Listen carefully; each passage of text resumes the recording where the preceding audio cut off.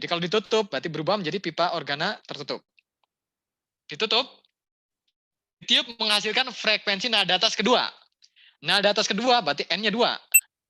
Kata soal, F2B untuk pipa organa tertutup, F2B sebesar B. Pertanyaannya, B banding A. Berapa? Tinggal masukkan angkanya. Lihat nih, F0A, tinggal N-nya ganti. F0A berarti ini sempit ruangannya, berarti kita ke sini nih. F0A berarti N-nya diganti 0. Berarti 0 tambah 1 per 2 LA dikali V. Biarkan. Terus ini F2B berarti F2B sama dengan 2 dikali 2 tambah 1 dibagi 4. L-nya tidak berubah. Maka di sini juga LA dikali V. Tinggal perbandingan. Paham? Iya, Pak. Nah, kita lanjutkan. Berikutnya. Ini udah ada screenshot? Udah, Pak. Nah, kita lanjutkan. Tentang taraf intensitas.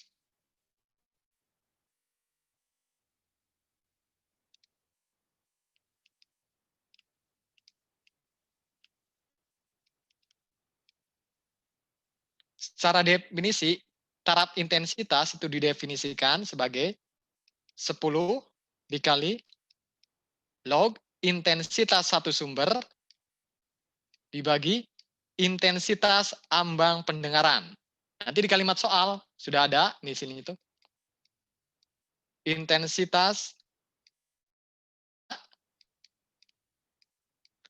ambang pendengaran.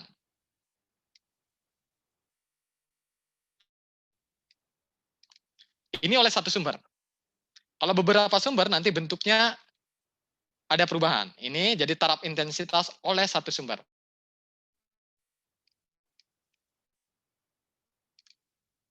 Jika oleh beberapa sumber identik dan pada jarak tertentu, disebabkan oleh beberapa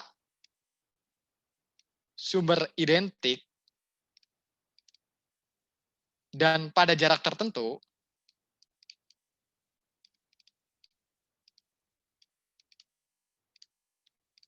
maka nanti bentuk taraf intensitasnya, saya nyatakan taraf intensitas akhir, T2, nilainya taraf intensitas awal sebelum ada perubahan jumlah sumber, ditambah 10, ini koefisien, dikali log identik akhir, dibagi jumlah sumber awal, dikurangi 20 dikali log jarak sumber ke pendengar akhir, dibagi jarak sumber ke pendengar waktu awal.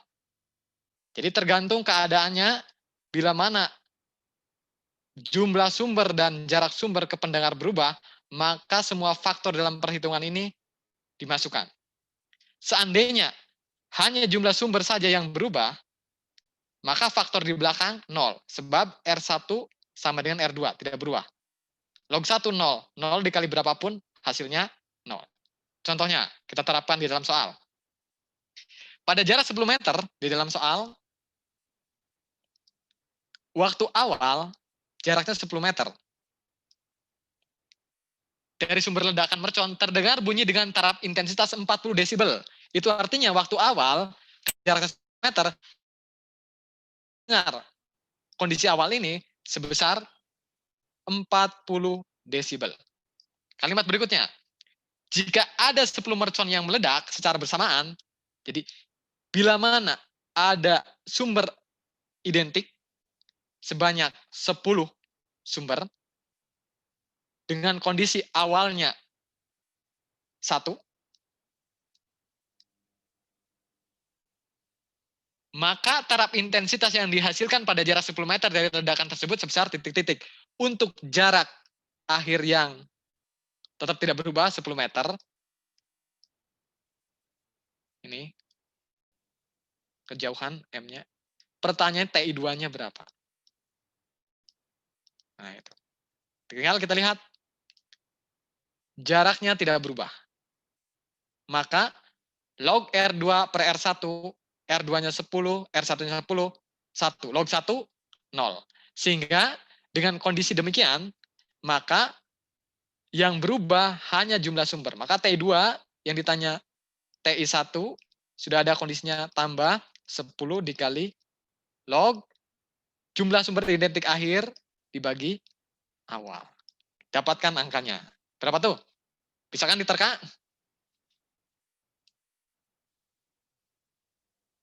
Tanpa perlu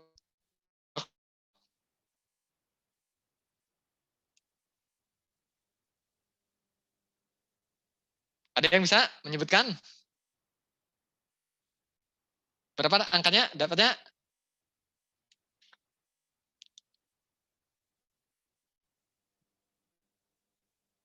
Jawabannya 50. Masa nggak ada yang tahu?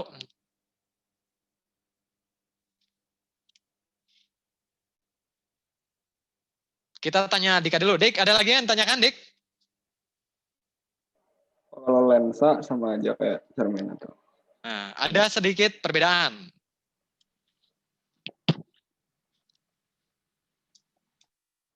Rumusnya sama, cuman nanti tentang fokusnya terbalik. Nah, di lensa nih. Lensa nanti kalau cekung fokusnya negatif. Jadi kebalikannya. Kalau cermin, cekung itu fokusnya positif. Kalau cembung, nanti fokusnya positif. Jadi tentang nilai fokusnya aja yang terbalik. Cermin kalau cekung positif, lensa cekung negatif. Cermin kalau cembung fokusnya negatif, kalau lensa cembung fokusnya positif. Perhitungannya, sifat bayangannya, perbesarannya sama. Ada lagi, Dik? Sok, coba dulu, Dik. Latihannya. Nanti supaya ini kita tuntaskan dulu. Teman kamu, Dik, TB. Coba.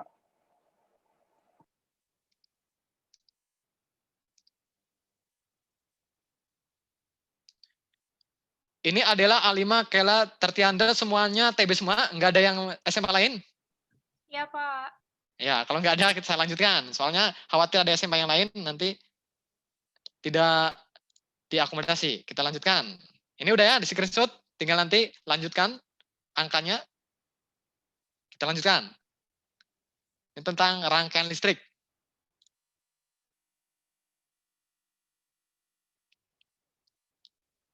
Rangkaian arus searah.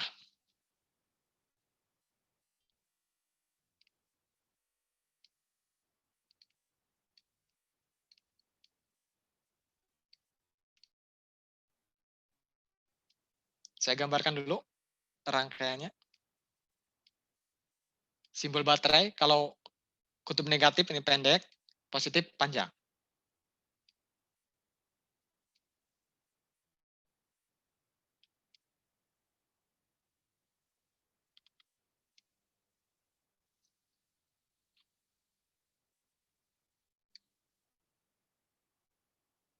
Nah, 4 volt, 8 volt, tuliskan di atas, 1 ohm, hambatan dalamnya 1 ohm. Ini 2 ohm, 3 ohm, 3 ohm. Pertanyaannya, arus yang mengalir pada hambatan 2 ohm. Kita identifikasi dulu, yang pendek itu kutub negatif. Negatif, ini positif. Negatif, positif. Arus listrik keluar dari kutub positif, nanti masuk negatif. Jadi nanti baterai yang 4 volt ini mengalirkan arus ke sini. Karena dia keluar dari positif. Ini mengalirkan arus ke sini. Kita misalkan, arus yang dikeluarkan 8 volt ini, kita misalkan simbolnya I1. Nanti masuk ke titik percabangan. Arus yang dikeluarkan oleh 4 volt ini, kita misalkan sebagai I2. I1 dan I2 masuk ke titik percabangan, maka nanti masuk ke sini bergabung menjadi I1 tambah I2. Sampai sini ada pertanyaan? Enggak, Pak. Ya. Kita lanjutkan langkah berikutnya, buat loop. Loop itu hanya panduan, terserah. Misalkan loop 1 yang ini, jadi kotak yang ini aja sebelah kiri. Kita arahkan misalkan loopnya itu searah putaran jarum jam, kayak gini lah. Loop 1. Kita terapkan hukum Kirchhoff. Loop 1. Pertanyaannya kan di sana arus yang mengalir pada hambatan 2 ohm. Jadi pertanyaannya dalam soal ini berarti I1 ditambah I2 itu nilainya berapa? Ini yang ditanyakan. Loop 1. Terapkan hukum Kirchhoff. Jumlah GGL yang melewati rangkaian arus tertutup IR sama dengan 0. Nah, kita mulai dari titik percabangan. Bergerak searah putaran loop. Kita geser, analisa GGL dulu, muter searah putaran loop. Ketemu kutub negatif baterai. Maka GGL yang kita dapatkan negatif. Dari 4. Kembali ke asal, tidak ada GGL lain. Kemudian, kita lanjutkan analisa perkalian I dan R. Memulai percabangan di sini, sampai percabangan di sini, I yang ngalir adalah I1 tambah I2. Dikali hambatan dilewatinya. Hambatan yang dilewatinya adalah 2 ohm. Kita lanjutkan dari percabangan sini, geser ke kiri, ke atas, kembali ke asal, I yang mengalir adalah I2. Hambatan yang dilewatinya 3 ohm dan 1 ohm. Saya tuliskan. 3 tambah 1. Analisa kita selesai, maka sama dengan 0. Sampai sini ada pertanyaan? Enggak, Pak. Ya. Kita susun ulang. Nanti ini I1 kali 2, 2I1, tambah 4I2, tambah 2I2. Jadi saya tuliskan 2I1 ditambah, ini 4I2 tambah 2I2, 6I2, pindah ruas 4 ini sama dengan 4. Kita dapatkan satu persamaan. Ini biarkan.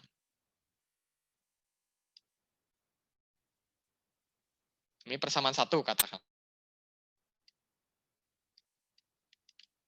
Kemudian kita buat loop juga. Loop yang kanan. Boleh searah atau berlawanan. Misalkan kita buat loopnya berlawanan dengan loop 1. Sini, terserah kita bebas. Hanya panduan. Ini loop 2. Terapkan juga hukum Kirchhoff. Saya tuliskan di sini. Loop 2. Berlaku pada rangkaian tertutup, jumlah GGL plus jumlah perkalian I dan R harus sama dengan 0. Kita mulai analisanya dari titik percabangan, ini mengikuti arah putaran loop. Kita analisa GGL dulu, geser ke bawah, belum menemukan GGL, ke kanan, ke atas, baru setelah hampir mencapai titik awal, kita dapatkan GGL kutub negatif. Maka min 8. Kembali ke asal, sudah tidak ada GGL lain. Kita mulai lagi perkalian I dan R-nya kita analisa dari awal. Dari titik cabang awal, I1 dan I2. Dikali hambatan yang dilewatinya 2. Selanjutnya, dari sini ke atas, kembali ke asal, I-nya I1. Hambatan yang dilewatinya 3 ohm dan 1 ohm. Saya tuliskan 3 tambah 1, kembali ke asal, sama dengan 0. Disusun ulang, 2I1 tambah 4I1 berarti 6I1 tambah 2I2 sama dengan 8. Ini kita dapatkan persamaan 2.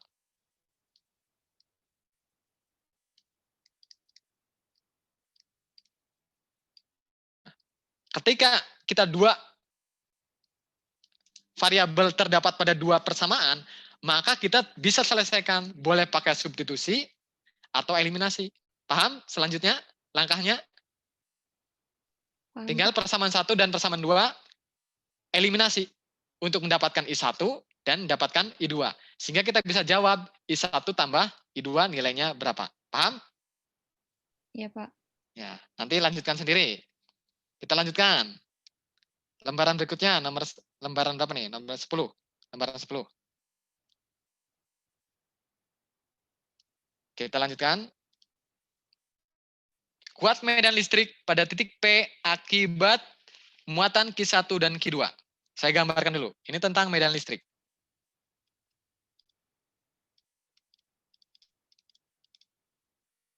Ini vektor, maka harus gambarkan dulu arahnya. Ceritanya ada persegi.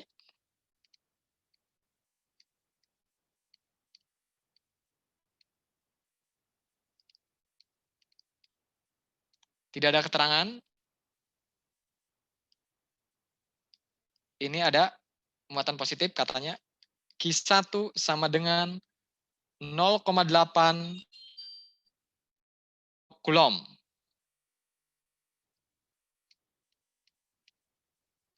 Kemudian Q2 negatif.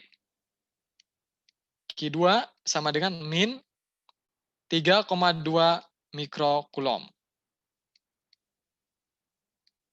Tidak ada apa-apa, di sini titik P. Pertanyaannya, medan listrik di titik P. Sederhananya, medan di titik P. Ini vektor, maka kita harus analisa secara vektor. Pertama, Q1 muatannya positif. Kalau muatan positif, maka arah medannya yang ditimbulkan oleh dia keluar dari dia, sembarangan. Radial. Karena pertanyaannya di titik P, maka kita gambarkan arah vektor medan listriknya itu melalui titik P dan keluar dari muatan Q1. Sehingga nanti ke sini vektornya, ke atas. Kita cukup gambarkan yang berada di titik P. Nah, ini saya simbolkan medan di titik P oleh muatan 1. Berikutnya, Q2 negatif. Maka medan yang ditimbulkan oleh muatan negatif, arahnya menuju dia. Sehingga arahnya ke sini melewati P. Karena pertanyaan di titik P. Maka saya gambarkan sini. Medan listrik di titik P oleh muatan 2. Vektor membentuk sudut tertentu. Yang ini sudutnya ini. Theta. Dalam kondisi ini tetanya 90 derajat. Maka penyelesaiannya, pertama, kita cari dulu medan listrik di titik P oleh muatan 1. Berarti nanti K, Q-nya Q1 per R-nya dari P ke 1 tapi dikuadratkan. Nah ini, jadi RP1 tuh yang ini. Di sana angkanya ada 10 cm. Dari RP ke 1. Hitung angkanya berapa nanti. Kemudian, langkah berikutnya. Medan listrik di titik P oleh muatan 2. K, Q2 per R, P2 kuadrat. Hitung angkanya. Sebagai catatan, dalam perhitungan,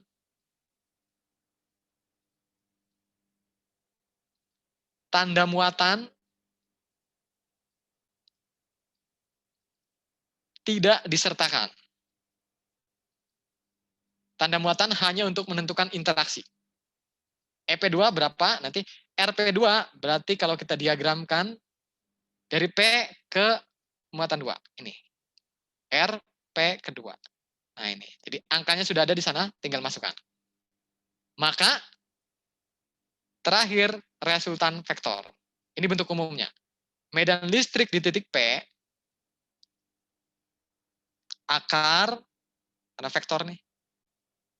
Medan listrik di titik P oleh muatan 1 dikuadratkan, tambah medan listrik di titik P oleh muatan 2 dikuadratkan, tambah 2 dikali medan listrik titik P oleh 1 dikali medan listrik di titik P oleh 2 dikali kosinus sudut antara vektor yang ditimbulkan oleh muatan 1 dan muatan 2. Jadi tinggal terakhir substitusi ke resultan vektor. Paham? Iya, Pak. Ya. Dek, ada pertanyaan lain, Dek? Apa lanjut itu dulu aja Pak sekalian Ah, ini ya. untuk materi. Kita lanjutkan. Berikutnya tentang flux magnet, hukum Faraday.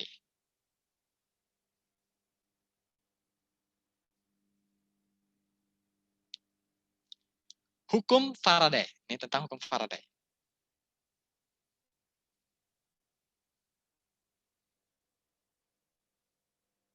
Besar GGL induksi.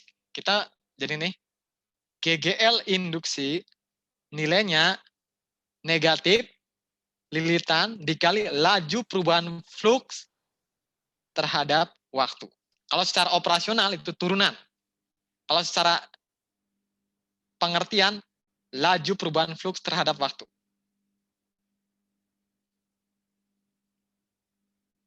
Perubahan flux magnet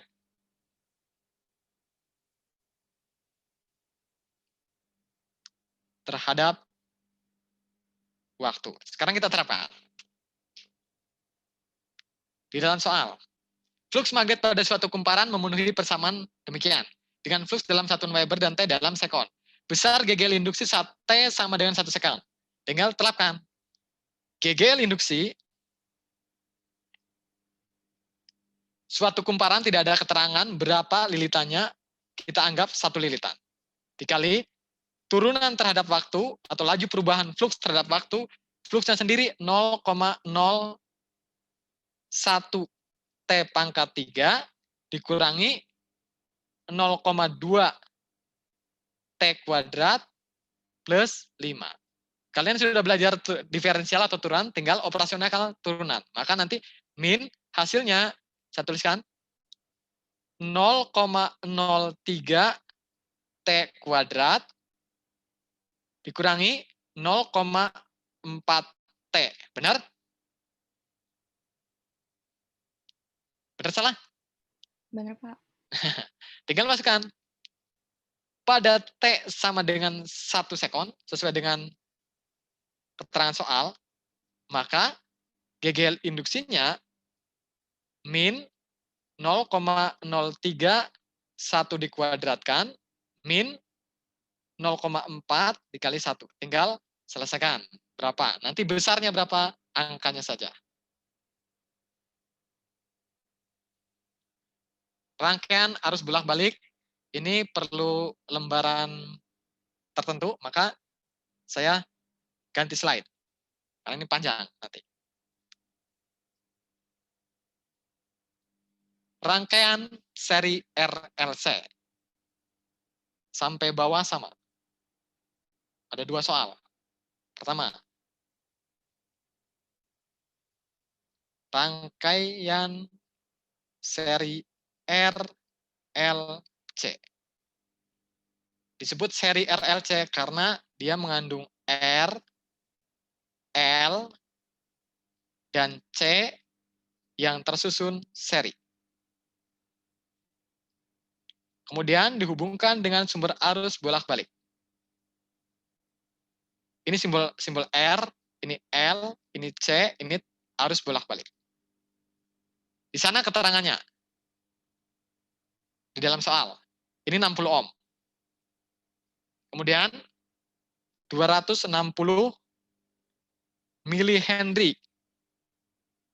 Kemudian 40 mikrofarad. Pertanyaannya, ini ada lagi, V datanya. 50 sin 500 T. Nah, kita identifikasi keterangan soal. Berarti kalau persamaan tegangan, koefisien depan ini namanya tegangan maksimum. Ini namanya frekuensi sudut, omega. Yang kalau diuraikan, boleh kita nyatakan 2πf atau 2pi per periode, tergantung nanti pernyataan soal diinginkan dalam bentuk apa. Ini pasangannya, berarti ini kapasitansinya. Ini berarti induktansinya. Ini resistansinya. Sekarang kita terapkan pertanyaannya. Berdasarkan rangkaian di atas, perhatikan pernyataan berikut. Impedansi rangkaian. Pernyataan 1, maka kita harus cek tentang impedansi. Impedansi secara simbol Z. Secara angka Z nanti nilainya R kuadrat plus XL min XC tapi dikuadratkan. R sudah ada angkanya dalam ohm.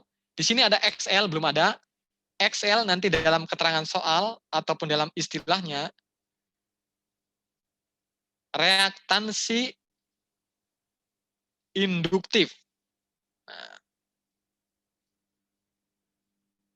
yang secara nilai XL itu nanti omega dikali L. Omeganya sudah ada, ini. L-nya, nah kita harus ubah. L-nya ini milihenry, maka L-nya 260 kali 10 pangkat min 3 Henry. XL. Kemudian ada lagi XC. XC reaktansi kapasitif.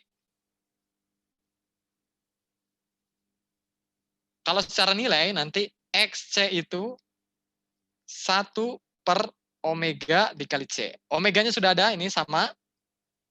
C-nya, nah ini kita ubah. Mikro.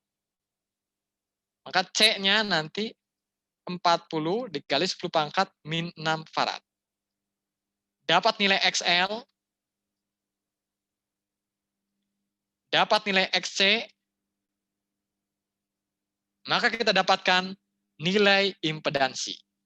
Tinggal substitusi ke sini. Itu cara untuk mengecek pernyataan 1. Pernyataan 2. Kuat arus maksimum.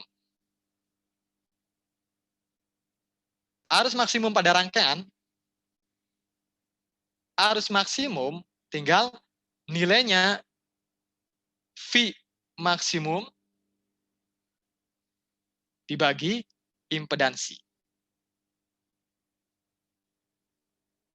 V maksimumnya ini. Simbolnya tuh. Daya efektif pada rangkaian adalah sekian. Nah, nanti nomor 3, daya efektif. Daya efektif, P efektif, yaitu I efektif kuadrat dikali R. Kita cari dulu I efektifnya. Dari mana? Dari arus maksimum. Arus efektif, arus maksimum dibagi akar 2. Nah, sudah dapatkan arus efektif, baru substitusi ke sini. Dapat daya efektif. Baru nomor 4, sifat rangkaian. Di sini nih. 4, sifat rangkaian. 1, dia akan induktif. Induktif jika XL-nya lebih besar dari XC. Resistif. Resistif. Ntar kita ganti dulu, diurutkan. Berarti induktif, kapasitif.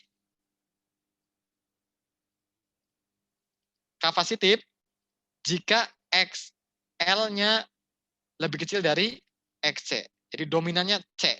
Kalau ini induktif, dominannya L. Satu lagi, resistif.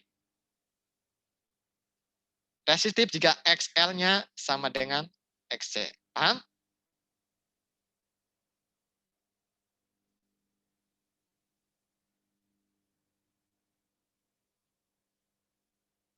Nah, soal berikutnya.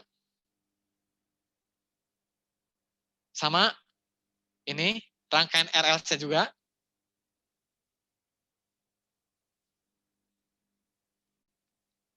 Saya gambarkan.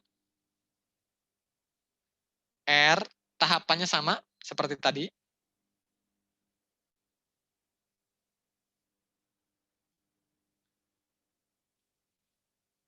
datanya saya tuliskan.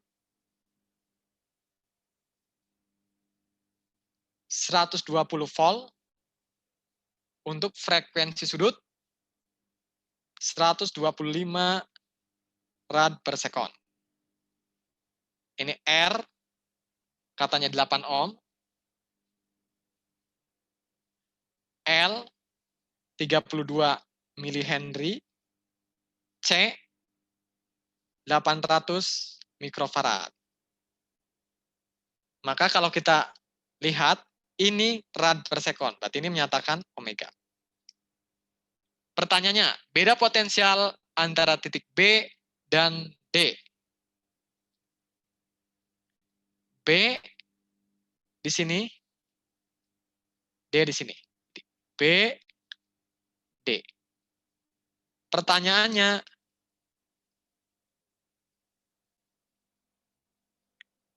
V, B, D. Nah, langkah penyelesaiannya, pertama,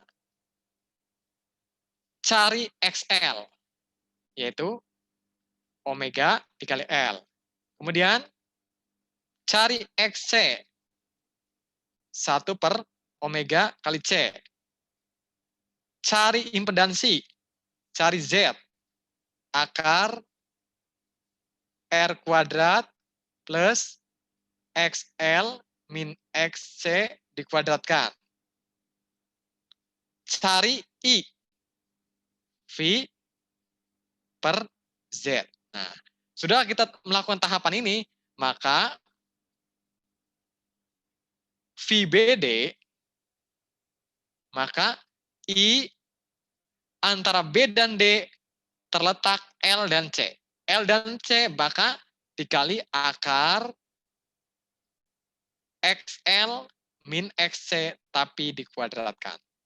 XL min XC tapi dikuadratkan. Maka dapat tuh nilai VBD-nya.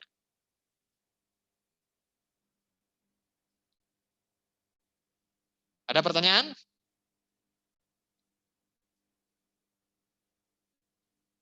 Kalau tidak ada, saya lanjutkan nih 2 soal lagi nih.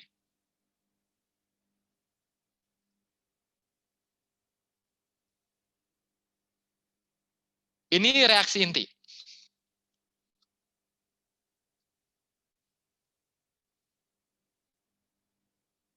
Reaksi inti. Pada reaksi inti, berlaku hukum kekekalan nomor massa dan nomor atom. Jadi nanti hukum kekekalan nomor massa dan nomor atom. Sekarang kita terapkan dalam reaksinya. Di sana pernyataan soalnya, neutron 10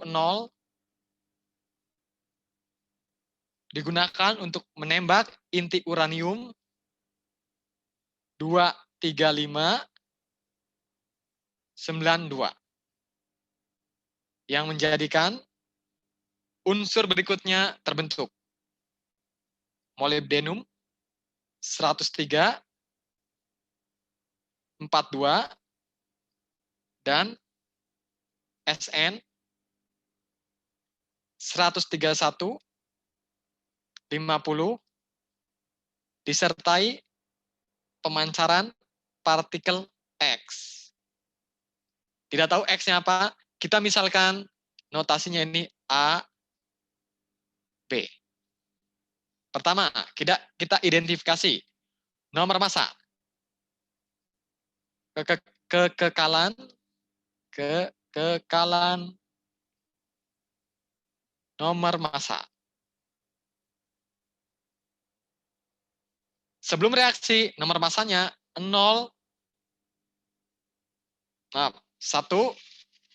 tambah 2, 35. Setelah reaksi, nomor massanya 103 tambah 131 tambah 2 dikali A. 236 sama dengan 234 tambah 2A.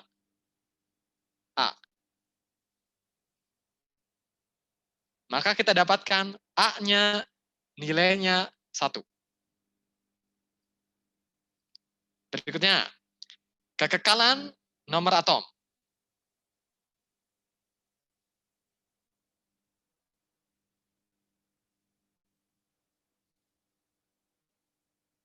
Sebelum reaksi nomor atomnya 0,92. Setelah reaksi 42 tambah 50 tambah 2B. Sehingga ini 92 sama dengan 92 tambah 2B. Kita dapatkan B-nya nilainya 0. Sehingga partikel X, partikel yang dipancarkan, X AB, yaitu X A-nya 1, ininya 0. Tidak lain apa nih? Partikel apa? Ada yang tahu? Ini netron.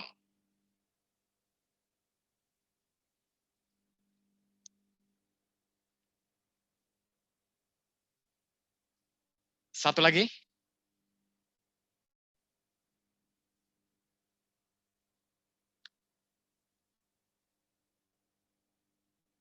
Tentang peluruhan waktu paruh.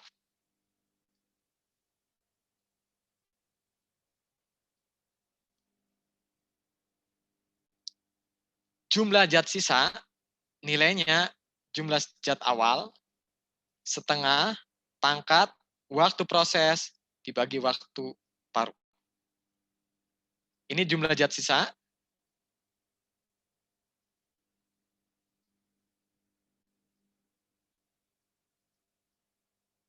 Jumlah zat mula-mula. Waktu proses. Ini waktu paruh.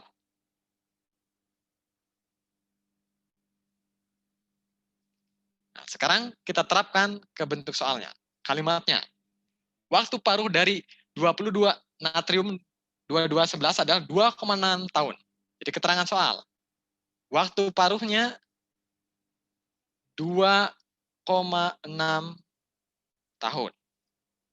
Sisa sampel 2 mikrogram setelah 7,8 tahun adalah setelah waktu 7,8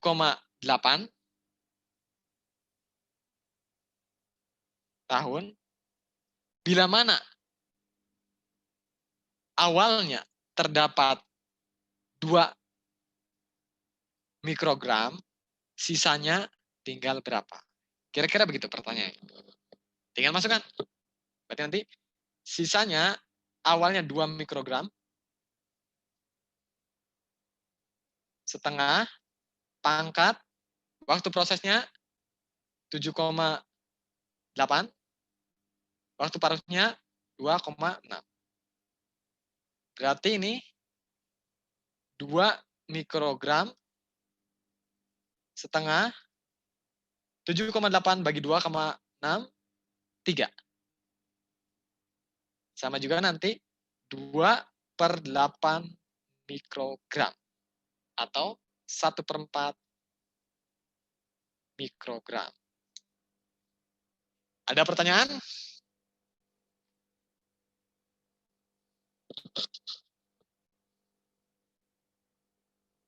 Kalau tidak ada, semuanya sudah tuntas. Tinggal kalian selesaikan.